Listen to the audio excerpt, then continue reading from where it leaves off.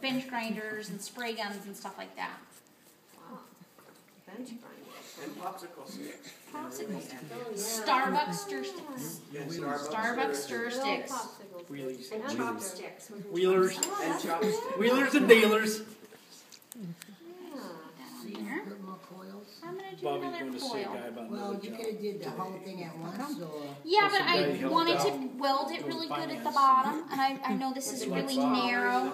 By the I won't get my hand. I won't be able to get a tool in there to weld it really well. But you could have, sure, if you wanted to, you could have coiled this all the way up all at once.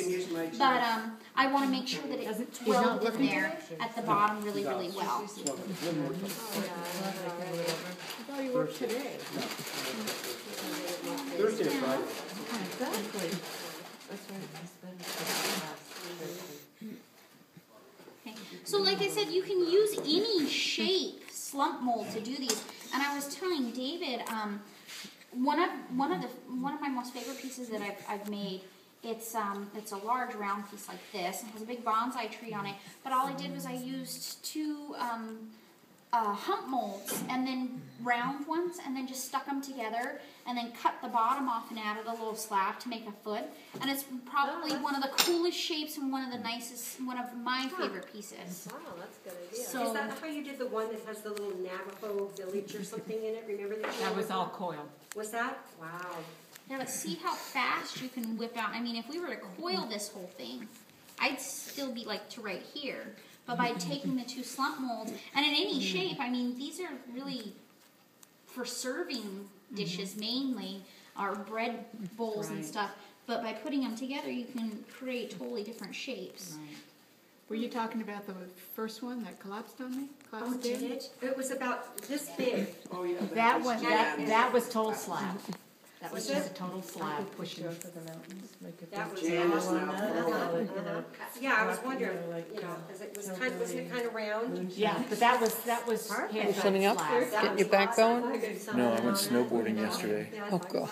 Okay, Sore. so at this point, what I would do, like if I decided I wanted that bigger spot, I think that's fine right there. Actually, it kind of looks like a body. I'll make a cork for the top of it.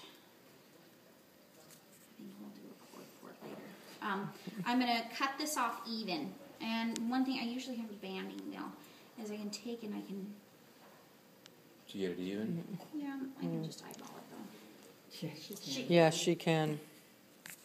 But if you can't, Yeah.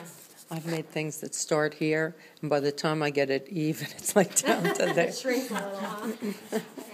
And it's still crooked. It's still Like crooked. just to sand them to get them straight, and it's like, yeah, they just kind of go down. oh my gosh, Smooth this out. just adds character. Okay.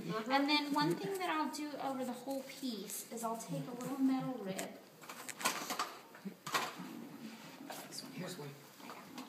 And the nice thing about these metal ribs and these plastic ribs is they're soft, so you can bend them and curve them. So see how this bumps out here? I can take this and curve it and really clean all that up.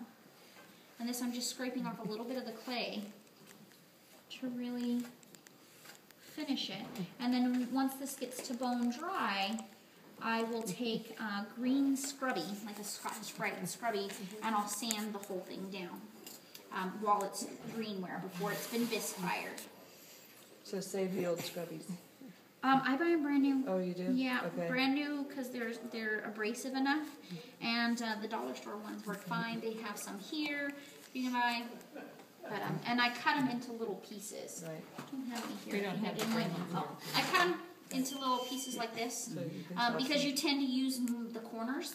The more corners you can get out of that big sheet, the better. And then you just take over your dry spots, and then it works like a little bit of sandpaper. This is a little wet right here, but How long does it take to dry? depends on the piece and depends on the humidity and the moisture in the air.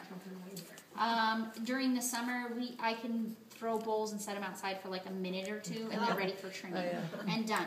So it really does depend on the humidity in the air, the type of clay you're working with, how big the pieces are. The bigger the piece, the longer it's going to take to dry. No, you stay there.